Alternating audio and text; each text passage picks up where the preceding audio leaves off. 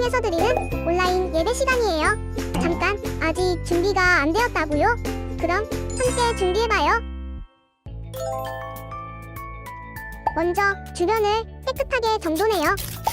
단정한 옷으로 갈아입어요. 성경책, 찬송가, 헌금을 준비해요. 누워있거나 간식을 먹지 않기로 약속해요. 다른 행동은 멈추고 예배에 집중해요. 찬양 시간에는 기쁜 마음으로 일어나서 따라해요. 성경 말씀은 함께 큰 목소리로 따라 읽어요. 설교가 끝나고 기도 후에는 큰 소리로 아멘해요. 아멘. 준비한 헌금은 따로 저금통이나 성경책에 모아두었다가 교회에 출석할 때 드려요. 예배가 끝날 때까지 경건하게 예배에 집중해요. 광고도 잘 듣고 기억해두세요. 그럼 예수님과 함께 기쁘고 행복한 예배 시간이 되기를 바라요.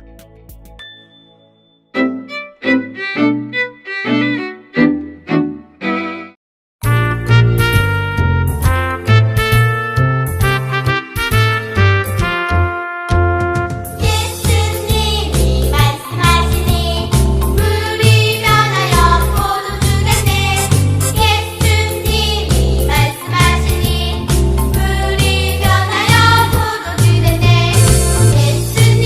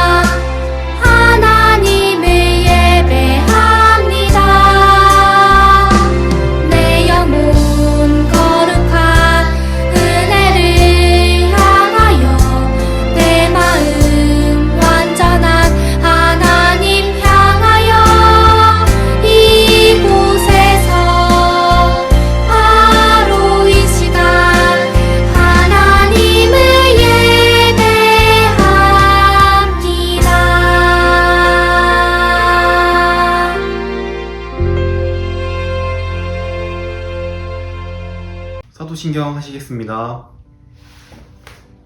전능하사 천지를 만드신 하나님 아버지를 내가 믿사오며 그 외아들 우리 주 예수 그리스도를 믿사오니 이는 성령으로 잉태하사 동정녀 마리아에게 나시고 본디오 빌라도에게 고난을 받으사 십자가에 못 박혀 죽으시고 장사한 지 사흘 만에 죽은 자 가운데서 다시 살아나시며 하늘에 오르사 전능하신 하나님 우편에 앉아 계시다가 저리로서 산자와 죽은 자를 심판하러 오시리라. 성령을 믿사오며 거룩한 공예와 성도가 서로 교통하는 것과 죄를 사하여 주시는 것과 몸이 다시 사는 것과 영원히 사는 것을 믿사옵나이다. 아멘.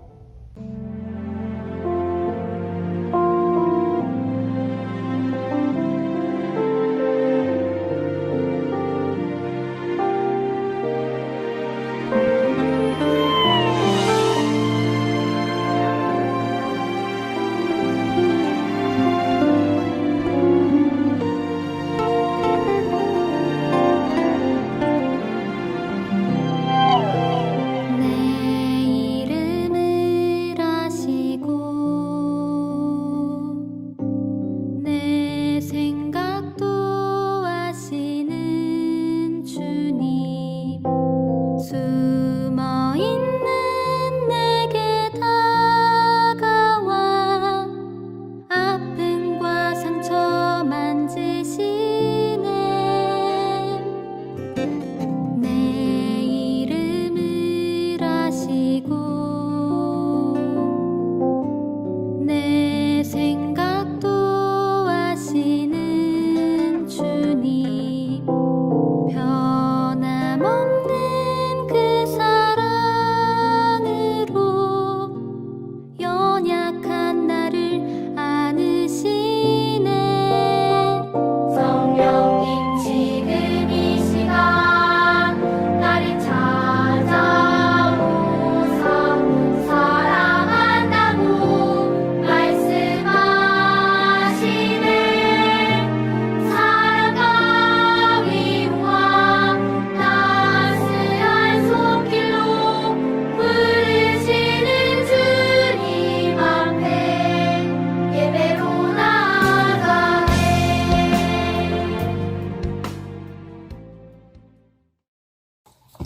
하나님, 오늘도 저희가 이 자리에 모였습니다. 온라인일지라도 집중하며 남은 시간까지 재미있고 즐겁게 끝나게 해주세요.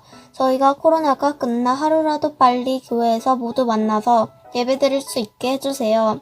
온라인이라도 귀 기울여 듣고 잘 집중하며 보도록 해주시고 예배 중엔 다른 생각은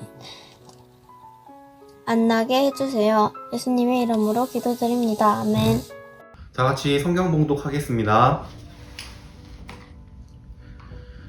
우리가 그리스도 안에서 그의 은혜의 풍성함을 따라 그의 피로 말미암아 구속 곧 죄 사함을 받았으니 에베소서 1장 7절 말씀. 아멘.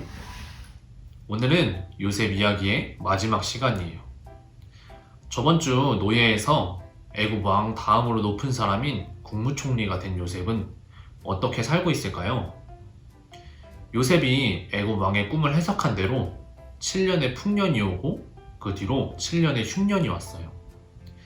그렇지만 애굽은 요셉을 통해서 7년의 풍년 동안 많은 곡식을 저장해놨기 때문에 7년의 흉년 동안 굶어 죽는 사람이 없었어요. 이 이야기를 들은 많은 나라에서 애굽으로 식량을 사기 위해 몰려왔어요. 그 중에는 익숙한 10명의 얼굴들이 보였어요. 그 사람들은 요셉의 형들이었어요. 요셉의 가족도 7년의 흉년 동안 먹을 것이 떨어져서 애굽으로 식량을 사러 온 거예요. 그렇지만 요셉의 형들은 요셉을 알아볼 수 없었어요. 왜냐하면 요셉이 10대일 때 형들과 헤어졌고 요셉의 지금 나이는 39살이었어요. 그렇기 때문에 형들은 요셉을 알아볼 수 없었어요. 형들은 애굽의 높은 사람인 국무총리를 똑바로 쳐다보지도 못하고 엎드려 절했어요. 그 순간 요셉은 자신이 꾸었던 꿈이 생각났어요. 그 꿈이 현실로 이루어진 거예요. 형들이 드디어 요셉과 만났어요. 요셉이 이야기했어요. 너희는 어디서 왔느냐? 요셉은 형들이 사용하는 히브리 말로 말할 수도 있었지만 자신이 요셉인 것을 감추기 위해서 일부러 애굽 말로 이야기했어요. 요셉의 옆에 있던 통역사가 요셉의 말을 히브리 말로 형들에게 전달했어요. 그러자 형들이 대답했어요. 저희는 가나안 땅에서 왔습니다. 저희가 먹을 것이 없어서 식량을 사러 왔습니다. 그 이야기를 들은 요셉이 대답했어요. 너희는 다른 나라에서 애굽을 훔쳐보러 온 정탐꾼이다. 그 이야기를 들은 형들은 놀라서 얼른 대답했어요. 저희는 정탐꾼이 아닙니다. 저희는 모두 한 형제입니다. 저희가 원래 12명의 형제였지만 한 명은 죽고 한 명은 지금 가나안 집에 있습니다. 요셉은 형들의 이야기를 듣지 않았어요. 너희는 모두 정탐꾼이다. 너희가 정탐꾼이 아닌 것을 증명하기 위해서는 집에 있는 막내 동생이 이 자리로 와야 한다. 막내 동생이 오기 전까지 너희는 모두 감옥에 갇힐 거야. 요셉은 형들을 감옥에 가두었어요. 그리고 사흘 뒤에 형들을 다시 불렀어요. 그리고 이야기했어요. 너희 중에 한 명만 남아서 감옥에 갇히고 나머지는 곡식을 가지고 가서 가족들을 배불리 먹이고 막내 동생을 데리고 와라. 그러면 갇혀있는 한 명도 풀어줄게. 요셉은 형들이 예전과 똑같은지 시험을 한 거예요. 요셉의 이야기를 들은 형들은 회의를 하기 시작했어요.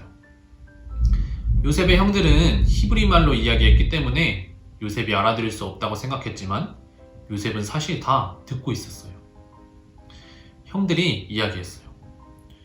우리가 예전에 요셉에게 죄를 지어서 지금 이렇게 벌을 받는 것 같아. 그러자 가장 큰 형인 루우벤이 이야기했어요. 그러니까 내가 요셉을 해치지 말자고 했잖아. 우리가 요셉에게 죄를 지어서 벌을 받는 거야. 형들은 자신이 죄를 짓고 있다는 것을 알고 있었어요. 그리고 그것 때문에 벌을 받는다는 것도 알고 있었어요. 요셉은 시므온이라는 형을 남기고 모두 집으로 돌려보냈어요. 그리고 형들이 가지고 가는 곡식 자루에다가 형들이 곡식을 살 때 낸 돈을 다시 넣어놨어요. 집에 돌아가는 길에 곡식 자루 안에 돈을 발견한 형들은 자신들이 도둑으로 몰려서 죽임을 당할까봐 더욱더 두려웠어요. 로마서 말씀에 보면 의인은 하나도 없다고 나와 있어요. 이 말씀은 우리 모두가 죄인이라는 뜻이에요. 여러분이 짓고 있는 죄, 지었던 모든 죄들을 아무도 모를 것 같지만 하나님은 알고 계세요. 그리고 죄를 지은 사람은 반드시 벌을 받는다고 했어요. 여러분은 이 무서운 사실을 꼭 알고 있어야 돼요. 요셉의 형들이 집에 도착하고 아버지에게 있었던 모든 일을 이야기했어요.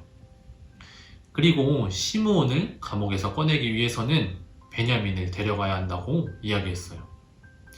그 이야기를 들은 아버지는 화를 냈어요. 요셉도 죽고 말았는데 이제는 내게서 베냐민까지 뺏어가려고 하는구나. 절대 안 된다. 그러나 애굽에서 사온 곡식이 모두 떨어지자 베냐민을 데리고 가서 곡식을 사고 시므온을 감옥에서 꺼내오라고 이야기했어요. 요셉의 형들과 베냐민은 애굽의 국무총리에게 줄 선물을 가득 가지고 애굽으로 출발했어요. 요셉의 집에 도착한 형들은 요셉에게 절하고 가져온 선물을 전달했어요. 그리고 요셉이 준비한 밥을 같이 먹게 되었어요. 그런데 이상하게 베냐민에게 다른 형들보다 5배나 많은 음식을 주었어요. 형들은 맛있는 음식을 먹으면서도 불안했어요. 왜냐하면 자신들을 정탐꾼이라고 얘기했던 요셉이 자신들에게 맛있는 밥을 주자 이상하게 생각했던 거예요. 요셉은 사랑받을 자격이 없는 형들에게 하나님의 친절과 하나님의 사랑을 베풀었어요. 우리는 모두 죄인이에요. 그렇지만 하나님께서 우리를 너무도 사랑하셔서 사랑받을 자격이 없는 우리에게 친절과 사랑을 베풀어 주셨어요. 로마서 5장 8절 말씀에 보면 하나님께서 우리에게 예수님을 보내주신 것으로 엄청난 사랑을 베풀어 주셨대요. 그래서 우리는 예수님 덕분에 죄를 용서받고 천국에 갈 수 있게 되었어요. 여러분도 이 사실을 기억하고 예수님께 감사하고 예수님을 사랑할 수 있어야 돼요. 요셉은 형들을 배불리 먹을 수 있게 해주고 형들이 가지고 온 돈만큼 곡식을 주었어요. 그리고 종을 시켜서 몰래 베냐민의 곡식자루에 은잔을 숨겼어요.